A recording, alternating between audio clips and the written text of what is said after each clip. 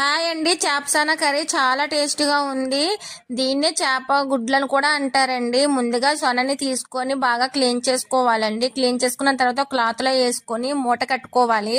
Stove వెలిగించి కళాయి పెట్టుకొని కొంచెం వాటర్ వేసుకోవాలండి. వాటర్లోనే 5 నిమిషాల పాటు ఉడకనివ్వాలి. ఉడికిన తర్వాత ముక్కలుగా కట్ చేసుకోవాలండి. మిగతా ప్రాసెస్ అంతా కూడా ఇంకా చేపల కూరలానే ఉంటుందండి. కూర అయితే చాలా టేస్టీగా ఉందండి.